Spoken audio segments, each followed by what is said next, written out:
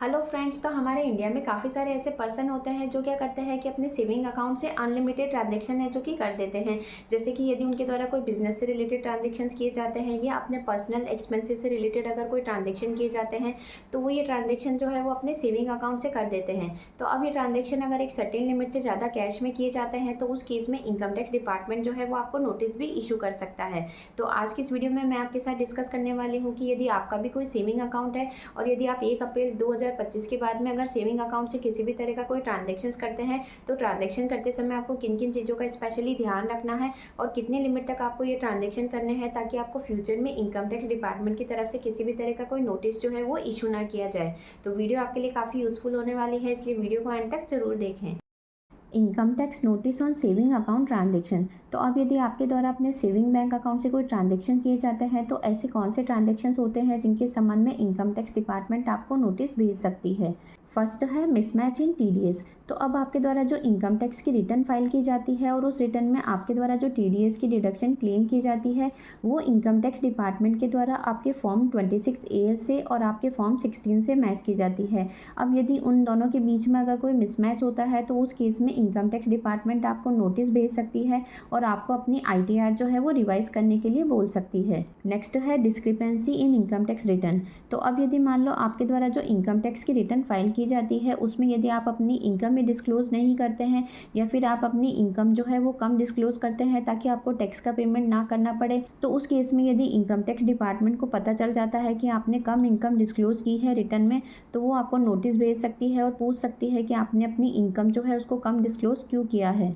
तो अब यदि मान लो कोई टैक्स पेयर है जिसकी किसी फाइनेंशियल ईयर में इनकम बेसिक एग्जेम्पशन लिमिट से ज़्यादा है तो उस केस में उसको आईटीआर फाइल करना मैंडेटरी हो जाता है। लेकिन यदि मान लो टैक्स पेयर के द्वारा ड्यू डेट तक भी आईटीआर फाइल नहीं की जाती है, ना ही उसके द्वारा अपनी बिलेटेड आईटीआर फाइल की जाती है और जो गवर्नमेंट के द्वारा लास्ट ऑप्शन दिया जाता है अपडेटेड आईटीआर फाइल करने का, तो उस केस में यदि उसके द्वारा अपडेटेड आईटीआर भी नहीं फाइल की जाती है तो फिर इनकम टैक्स डिपार्टमेंट उसको नोटिस भेज सकती है। नेक्स्ट है non reporting of high value transactions. तो अब यदि मान लो किसी टैक्स पेयर है जिसके द्वारा हाई वैल्यू के ट्रांजैक्शंस किए जाते हैं लेकिन यदि उन ट्रांजैक्शंस को वो इनकम टैक्स डिपार्टमेंट को रिपोर्ट नहीं करता है तो उस केस में भी इनकम टैक्स डिपार्टमेंट उसे नोटिस भेज सकती है। नेक्स्ट है unpaid tax on interest income. अब यदि मान लो कोई पर्सन है जिसके द्वारा बैंक में एफडी करा रखी है और उसको एफडी पे जो इंटरेस्ट इनकम रिसीव होती है उस इंटरेस्ट इनकम को ना तो उसके द्वारा अपने रिटर्न में शो किया जाता है और ना ही उस पर टैक्स का पेमेंट किया जाता है, तो उस केस में भी income tax department tax payer को नोटिस भेज सकती है। नेक्स्ट है बोगस डिडक्शन एंड क्लेम्स।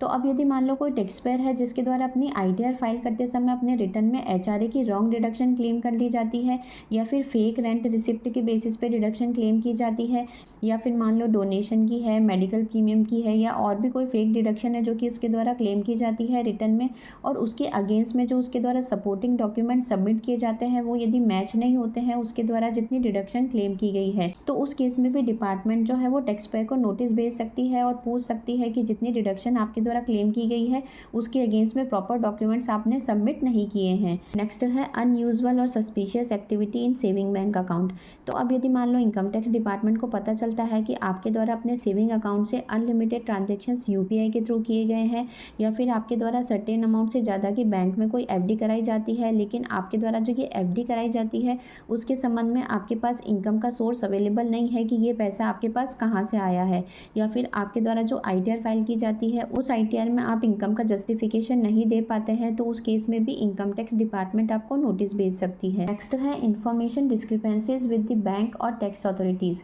तो अब यदि मान लो जैसे कि आपको ऑनलाइन गेमिंग से, क्रिप्टो से, वर्चुअल डिजिटल असेट से या एफडी से कोई इंटरेस्ट इनकम है या सेविंग अकाउंट से कोई भी इंटरेस्ट इनकम जो कि आपको रिसीव होती है, लेकिन ये इनकम अगर आप अपनी रिटर्न में डिस्क्लोज नहीं करते हैं तो उस केस में बैंक के द्वारा और जो रिस्पेक्टिव एंटिटीज़ है उनके द्वारा ये ट्रांजेक्शन जब इनकम टैक्स डिपार्टमेंट को रिपोर्ट किए जाते हैं तो उस केस में इनकम टैक्स डिपार्टमेंट के द्वारा आपकी जो आईटीआर फाइल की जाती है और उसमें जो आपके द्वारा इनकम डिस्क्लोज की जाती है उसको क्रॉस चेक किया जाता है और यदि वो इनकम मैच नहीं होती है तो उस केस में भी इनकम टैक्स डिपार्टमेंट आपको नोटिस भेज सकती है। एंड लास्ट है रैंडम इनकम टैक्स स्क्रूटनी। तो अब यदि मान लो किसी टैक्स पेयर है जिसकी रैंडम स्क्रूटनी की जाती है इनकम टैक्स डिपार्टमेंट के द्वारा और स्क्रूटनी के दौरान यदि पता चलता है कि किसी टैक्स पेयर है जिसने अपनी 20 लाख रुपए की इनकम जो है वो कम डिस्क्लोज की है, तो उस केस में इनकम टैक्स डिपार्टमेंट क्या कर सकता है, इनकम एस्केपिंग असेसमेंट के बेसिस पे उसको नोटिस इशू कर सकता है। तो ये सारे रीज़न हो सकते हैं जिसके बेसिस पे income tax department tax payer को नोटिस इशू कर सकता है। नेक्स्ट है high value transactions where ITR filing mandatory. तो अब आपके हाई वैल्यू के ट्रांजेक्शन्स कौन से होते हैं जो कि आपके द्वारा किसी पर्टिकुलर फाइनेंशियल ईयर में किए जाते हैं। तो उस केस में आपको इन ट्रांजेक्शन की रिपोर्टिंग इनकम टैक्स डिपार्टमेंट को भी करनी पड़ती है और साथ ही आपको अपनी आईटीआर फाइल करना भी मैंडेटरी हो जाता है। तो अब जैसे कि यदि आपके द्वारा एक फाइनेंशियल ईयर में सेविंग अकाउंट में 10 लाख रुपए से ज़्यादा का अगर कोई कैश है जो कि डिपॉजिट किया जाता है या विड्रॉल किया जाता है। नेक्स्ट, यदि आपके द्वारा करंट अकाउंट में 50 लाख रुपए से ज़्यादा का कैश है जो कि डिपॉजिट किया जाता है या विड्रॉल किया जाता है, या फिर आपके द्वारा एक फाइनेंशियल ईयर में 30 लाख रुपए से ज़्यादा की कोई प्रॉपर्टी है जो कि सेल की जाती है या परचेज की जाती है कैश में, या फिर मान लो एक फाइनेंशियल ईयर में आपके द्वारा शेयर मार्केट में, म्यूचुअल फंड में या डिबेंचर या बॉन्ड्स में 10 लाख रुपए से ज़्यादा का कोई कैश में इन्वेस्टमेंट किया जाता है,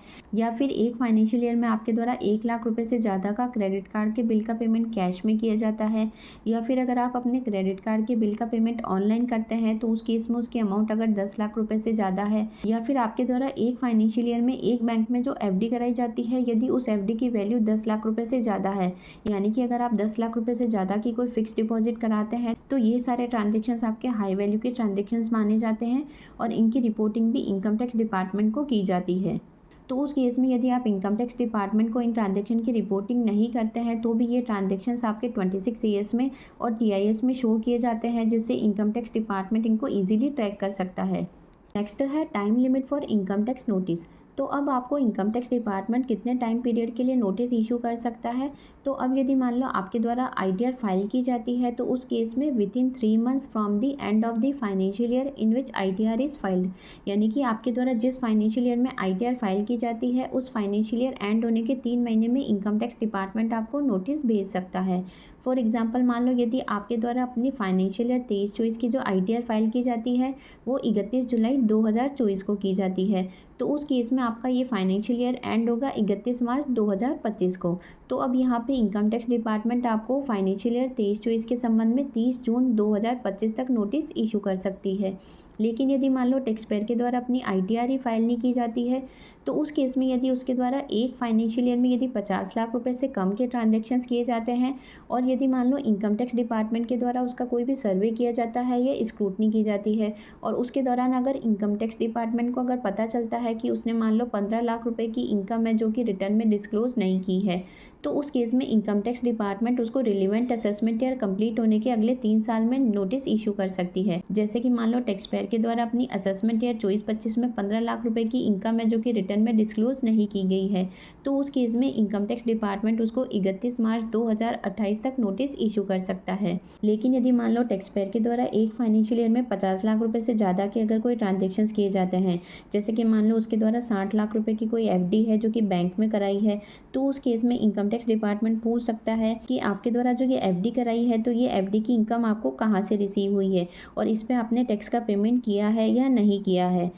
तो उस केस में income tax department tax payer को असेसमेंट ईयर कंप्लीट होने के अगले 5 साल तक नोटिस इशू कर सकती है। जैसे कि मान लो यहाँ पर टैक्स पेयर के द्वारा असेसमेंट ईयर 24-25 में 60 लाख रुपए की एफडी कराई जाती है लेकिन उसके द्वारा आईटीआर फाइल नहीं की जाती है, तो उस केस में डिपार्टमेंट उसको 31 मार्च 2030 तक नोटिस इशू कर सकती है। नेक्स्ट है how to avoid income tax notice. तो अब इनकम टैक्स डिपार्टमेंट की तरफ से आपको किसी भी तरह का नोटिस इशू ना किया जाए, इसके लिए आपको कुछ पॉइंट्स है जो कि ध्यान में रखने हैं। फर्स्ट है report all bank account in your ITR. तो जब भी आपके द्वारा अपनी आईटीआर फाइल की जाती है तो उस आईटीआर में आप अपने सारे बैंक अकाउंट जरूर रिपोर्ट करें, चाहे वो आपका सेविंग अकाउंट हो या आपका करंट अकाउंट हो, चाहे वो आपका सिंगल अकाउंट हो या जॉइंट अकाउंट हो, यानी कि सारे बैंक अकाउंट की रिपोर्टिंग आपको आईटीआर फाइल करते समय करनी है। नेक्स्ट है maintain proper records of all significant transaction. तो अब यदि मान लो एक फाइनेंशियल ईयर में आपके द्वारा सर्टेन लिमिट से ज़्यादा कैश डिपॉजिट है या विड्रॉल है या कोई भी हाई वॉल्यूम के अगर ट्रांजेक्शन्स किए जाते हैं तो उसके संबंध में आप प्रॉपर रिकॉर्ड जरूर मेंटेन करके रखें,